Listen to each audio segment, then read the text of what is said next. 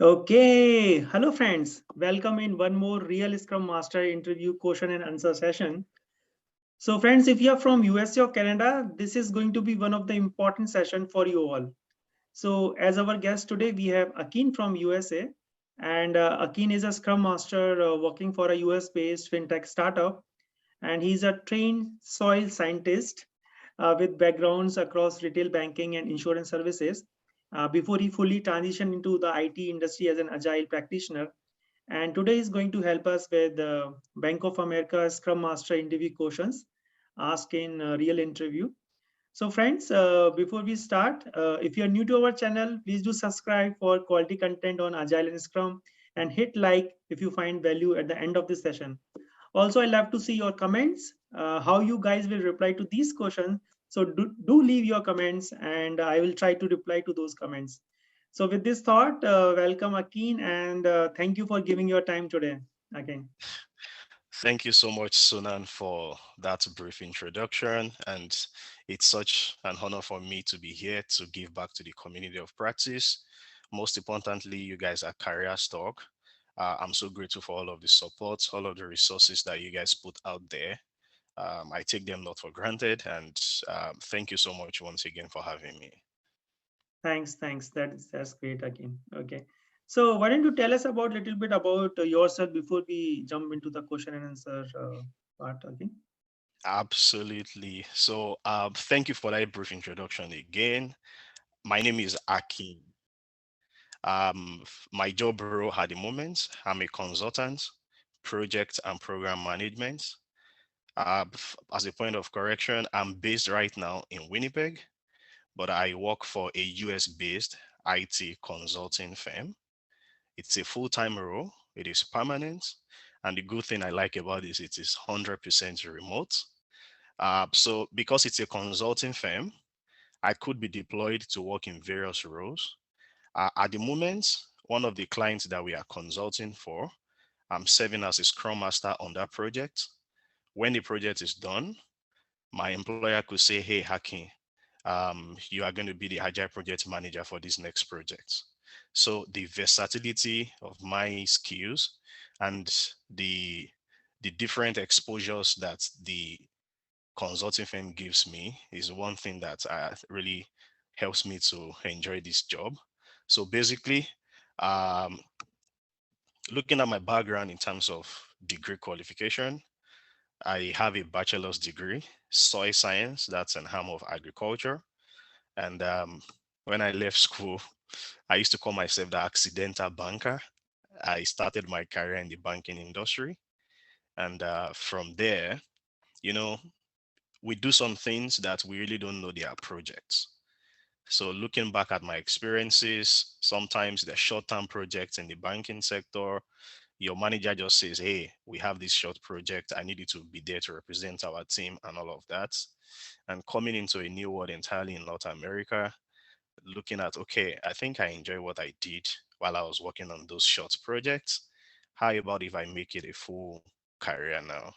Because sometimes, trust me, guys, the banking industry, depending on your department, could be boring sometimes. So it's a field I've come to love, and I had to just go in fully for it. I have my certification in, I'm a certified Agile practitioner, and I also have PSM1 certification.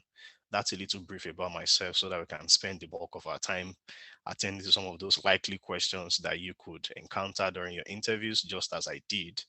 And hey, guys, listeners out there, I'm not speaking as a professional. This is me trying to share my success story with you, trying to share my experience with you in terms of how I approached those questions I was asked at different interviews. And I hope that at the end of this conversation, it would be helpful to you all. Thank you again, Sunan, for having me. Hey, thanks a lot, Akin, for this wonderful intro. Okay, so if you allow, shall we start? Absolutely. Okay, so here's the very first question. So let's assume that our Scrum team are doing pretty well. The one of the major concern is about the team predictability, the team predictability is a little low. So how do you intend to tackle this challenge as a Scrum Master? Yeah, thank you again for that question. You attend some interviews and sometimes the grammar tends to bamboozle you. But the interesting thing about Agile is the grammars are very simple. It's just about you trying to calm down to understand what exactly it is.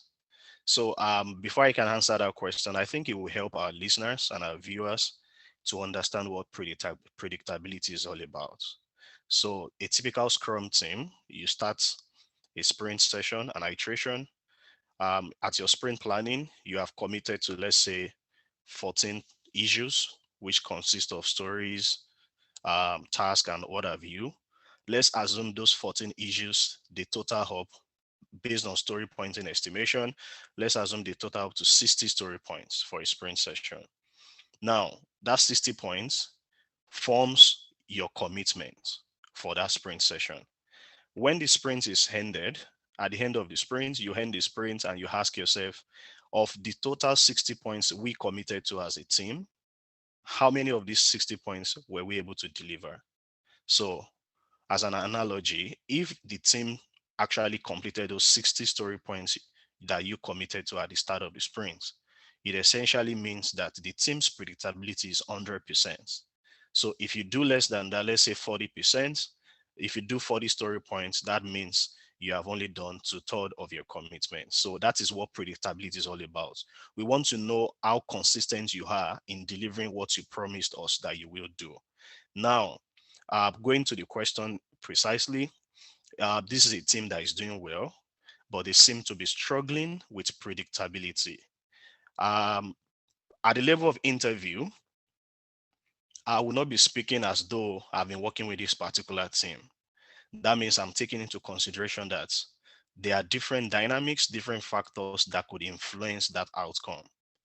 Now, I would not say this, and that is what exactly is wrong with the team until I join the team. But leveraging on my experience, I think I can say a number of factors could be responsible for that inconsistency with predictability. And I'll touch on one or few of those factors. It could be that the team is overcommitting themselves. Now, sometimes when you want to, team velocity is a very, very important metric. If you want to start a sprint session and the team has been together for quite a while, it is not bad for you to look at the historical data, take an average of the team velocity. Take, for example, let's say the average velocity in the last 20 sprint sessions for the team has been 40. It is not bad if you take that as your base and you commit to 40 story points. Now, in a situation where the team's historical data says that their average velocity has been 40 story points and the team commits to 75 story points, obviously you and I understand that they will struggle to deliver on those 75 story points. So it means they will deliver their 40, or even if they stretch themselves, they do more than 40. But because they have not delivered the entire 75 story points they have committed to, the team's predictability will be low compared to the expectation of the management. Now, another factor I think could be responsible for that is underestimation of efforts required to complete those story points. I mean, those stories, those commitments in the sprint backlog. Now, what could lead to that underestimation?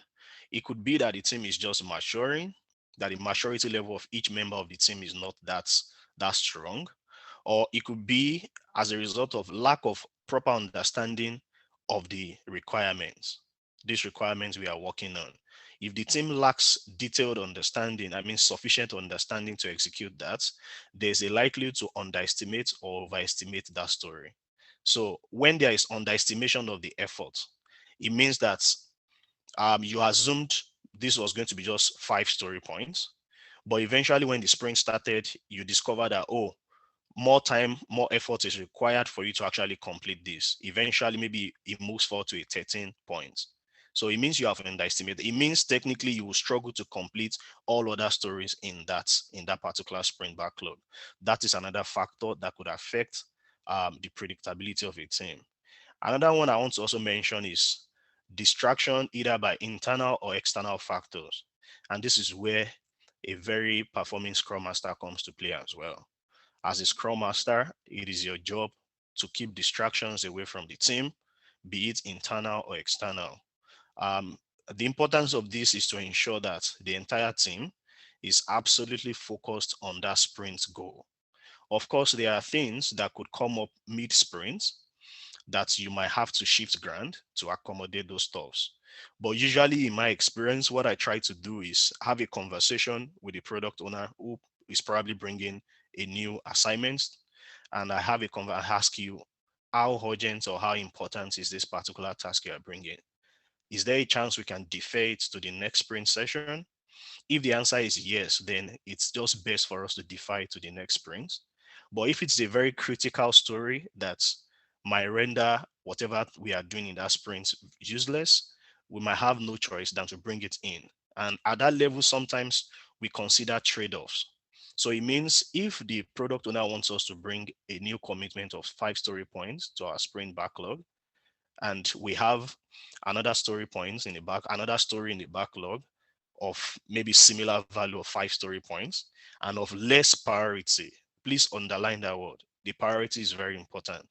We could swap those stories just to ensure that the team continues to grow. Of course, we don't encourage that, but the agile mindset teaches us to be flexible as best as possible when we have to. So I think those are 3 critical factors that I feel, if not properly managed, could actually influence the predictability of a team, either on the positive or on the negative side. I think I would like to leave it at that. Thank you, Sunat. Absolutely wonderful, Akin. The way you have explained all these points is really good. Appreciate. Okay, thanks. You're welcome. Okay, shall we move on? Absolutely, yeah. Okay. So next one is kind of follow up on this. The other concern is on the scope creep, you know. So if you given the chance, how do you intend to help us to mitigate this to an acceptable limit? So would you like to throw some light on the scope creep part? Okay. Yeah, that's another interesting experience you cannot but have, whether you are working in the waterfall or agile environments, whatever project you are working on, there's always that potential for scope creep. And before I go into those factors that could cause you scope creep, I think it is best for us to assume that there will be some beginners watching or listening to us. And as such, I'd like to also explain what scope creep is all about. Just as the example I used in the previous question, we are starting a sprint. During the sprint planning session, we put in 14 tasks into our sprint backlog. All of them had been estimated. The total story points is 60 story points. And all of a sudden, midway, something happens. The product owner says, hey guys, I think we have a new story of very urgent importance in terms of priority, and I would want you to add it up to that. Now, in a situation where we have to accept that new commitment from the product owner, let's say the story point is 10. If we accept it in addition to the 60 we already have in our sprint backlog, it means that our scope, which ordinarily should be 60, has now moved up to 70. So that is my layman explanation of what scope creep is. So when you are committing to something and midway something happens that scope needs to be widened, then that's a scope creep. Or it could also be in the other direction. Maybe you committed to 60 story points, 14 different issues or tasks. Then mid sprints, the team discovered that, oh, we are probably blocked on this particular story because there's an impediment that we cannot really resolve during the sprint session. It is best for us to take it out of our commitment for this sprint. So if let's say it's 10 story points, if you take out that 10 story point from the 60 you committed to, there will still be what you call scope creep. So scope creep can either be in the positive or in the negative direction. Either it moves up or moves down. Now, to the question itself, if you have a team that is struggling with scope creep, means that at every point in time, they're experiencing scope creep, which it's beyond an acceptable threshold by the organization. A number of factors could be responsible. And this is my opinion, like I say. One of those factors I think will be responsible is lack of detailed understanding about the requirements. I mean, when I say requirement, I mean what's the stories you have in your sprint backlog. If at the level of refinement session, at the level of sprint planning, the team is not confident about what is to be done on those stories and you commit into that, there's a likelihood that the team might not be able to complete that. And maybe you want to take it out mid-sprint.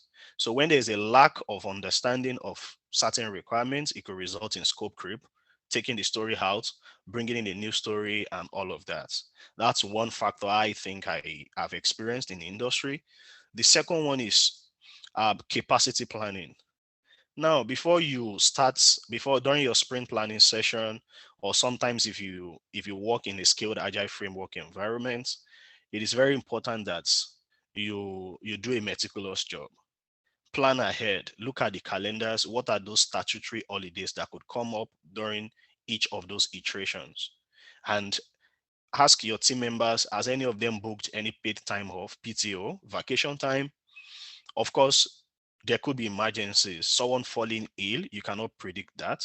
But the ones that are absolutely under your control, you already know I have a vacation coming up, you have booked that off. Statutory holidays, you have booked those ones off. If you put all of those into consideration when you are planning for your sprints, it would help you to plan based on the resources available for that sprint. So it means you would not overload or underload your team.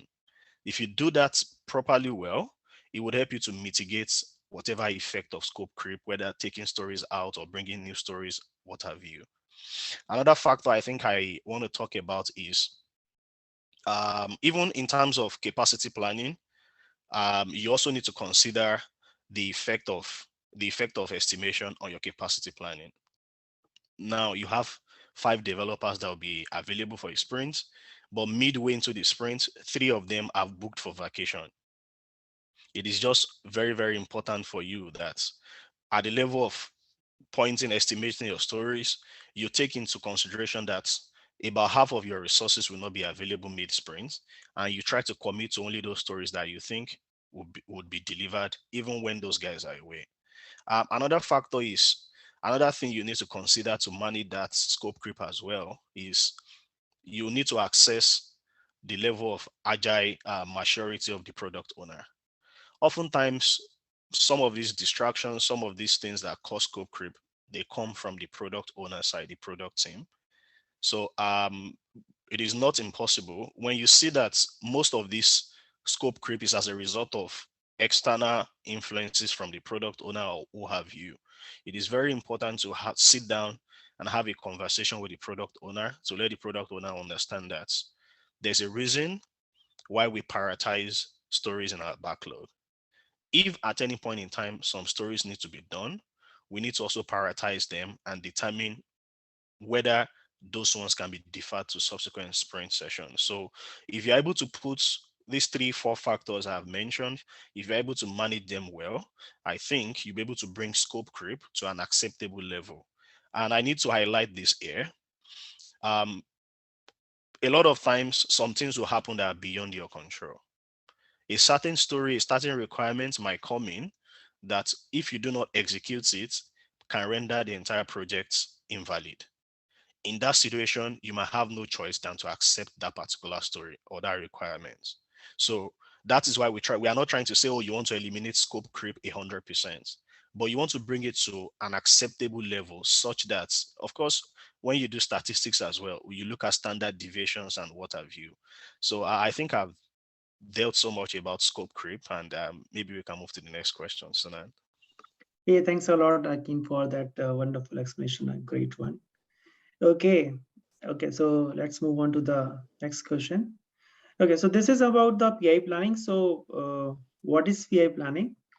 And what is the importance of a Scrum Master? What is the relevance of a Scrum Master into the PI planning? So that's the question again. Yep. So PI planning, before I go into, okay, let me put it this way.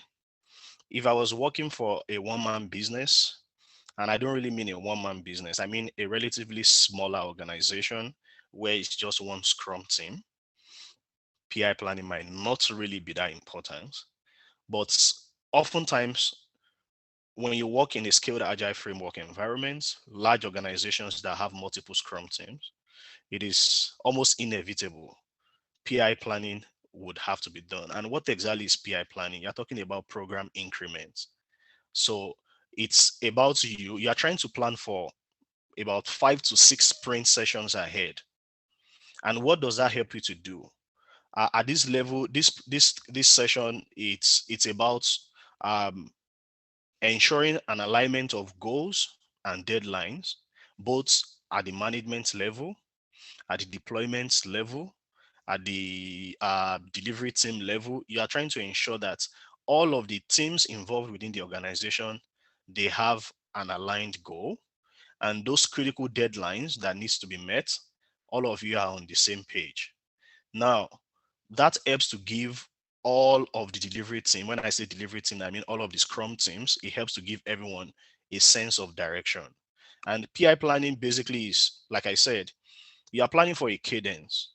Some organization, it could be quarterly cadence, it could be biannually, 6 months, what have you. But in this conversation, I'll focus more on the ones that I have been in, oftentimes quarterly, and our sprint session has been two-week sprints. So we always plan for 6 sprint sessions. What we try to do at that level is to reach out to the product team. What are those top initiatives that needs to be done, executed within the next 6 sprints? And for each of the Scrum teams, those initiatives are apportioned. Let's say we have 5 Scrum teams. And from the product team, they say they have 10 top initiatives. So they probably give each of the Scrum teams two initiatives. Initiatives are like larger epics. So when at that level, the product owner sits down with those initiatives, you extract out the epics, they begin to write down the stories under each of those epics to break them down. And while doing that, the Scrum Master could also attend with the product owner. You are trying to be proactive. You are trying to look at, okay, these particular epics, these are the stories coming under. Are there any dependency on another team? So essentially for a PI planning session, there are 3 phases. There's the before the PI planning session, during the PI planning session, and after the PI planning session. And as a Scrum Master, I would say you have several roles, responsibilities, but I think personally I've been able to categorize them into three subgroups. So the first one will be before the PI planning session itself. Your job is to plan. You are planning with the product owner, with all the teams involved to ensure that the epics are broken down, the stories are well understood. Are there any dependencies or on other teams? Or do you think other teams will be depending on your team? And all of this, when you understand all of this, if you identify any of this dependency, you try to reach out to those teams that are affected. So this is just you putting your proactive skills into play to ensure that the project continues to go seamlessly without any blockage. Now, during the PI planning session itself, oftentimes some organizations can do it within one day. In my organization, we try to break it down to 2 days so that people don't get tired. During that session itself, there is often what is called a release train engineer who is actually saddled with the responsibility of coordinating the entire event. But as a Scrum Master, there's what we call a breakout session during the main PI planning session. So every Scrum team breaks out, the entire organization breaks out into their individual Scrum teams. At that level, there are already agenda set for you. Basically looking at those epics again, looking at those stories. Do we have enough knowledge of these requirements? Are there dependencies? Do we need to bring in any subject matter specialists to help us understand this better and what have you? So at that level, what is a Scrum Master doing? You are guiding the team to properly understand to properly decompose and to ensure that their confidence is high to execute these commitments. So before the PI planning session, as a Scrum Master, your job is to plan. During the PI planning session, your job is to guide the team in the direction the organization wants us to go. And after the PI planning session, your job, you have a critical role to play. It is follow up. All of those things you have planned, that you have guided them to do during the PI planning session, it is now at the critical stage of execution. Your job as a Scrum Master is to continually follow up with the team to ensure they are right on track towards delivering those commitments. So I think I've been able to do justice to that as well. So now I don't know if you have any other question for me. No, that's really great explanation, I would say. Okay, so this one, the next one is little tricky one. So let's see how you are going to tackle it. So this goes like this: that your tech lead understand the business required fully. So he just dominate discussion at the refinement session, and he start assigning tasks to the team member. So don't you think that's he is a performing tech lead? What is your thought on this? I think for confidentiality reason, I would not want to mention any name of any organization here, but that was one of the trickiest questions I had during one of my interviews. And having reflected on that question, the question is basically talking about agile anti-patterns. What are the anti-patterns you see on teams? Now, you're expected to have a cross-functional team. If in a team you have a tech lead who is trying to be the master of all, trying to assign tasks, not align team to be self-sustaining, to do, I mean, to pick what they think they are confident to deliver, that's one of those anti-patterns you want to watch out for in your team. So basically, you don't want to make a hero of a developer. It's not a good thing. You try to, understandably, different people on the team, we have different years of experience and different knowledge base.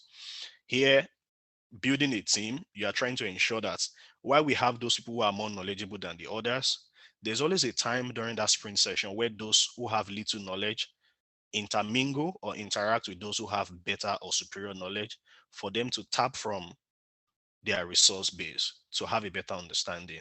That's how to build a cross-functional team. But in a situation where at refinement session, it's just the tech lead talking, the team members, other developers are not engaging in that conversation, or maybe at the level of sprint planning session, you have a tech lead who says, now we have 60 story points and there are 15 tasks. So John, I assigned this one to you. Bravo, I assigned this task to you. It's not a good agile practice. What should be done in that situation is to ensure that everybody on the team gets involved in the conversation, be it at refinement session or sprint planning session, at every level, at every of the ceremonies. Now, and at that point, when we have a collective goal to deliver 60 story points, let the team members, instead of the tech lead assigning to them and say, hey, John, take this, just throw an open question and say, okay, this particular story, maybe ABC 124. Does anyone feel comfortable working on this? What is the importance of this? It has been proven over time that when people voluntarily commit to a task, they are more committed to delivering on that. But when you assign it to them, when you say, hey, get this done for me like the boss, oftentimes they do reluctantly, they might not give you their best. But when a child in the classroom says, hey, master, I think I can get this done for you, you can be rest assured that even if he does not get it 100%, he will put in his best possible. That's my reflection on that question, and I think I've really helped to understand better, and I hope it helps those listening to us and watching us out there. Absolutely. Okay. Hey, thanks for that.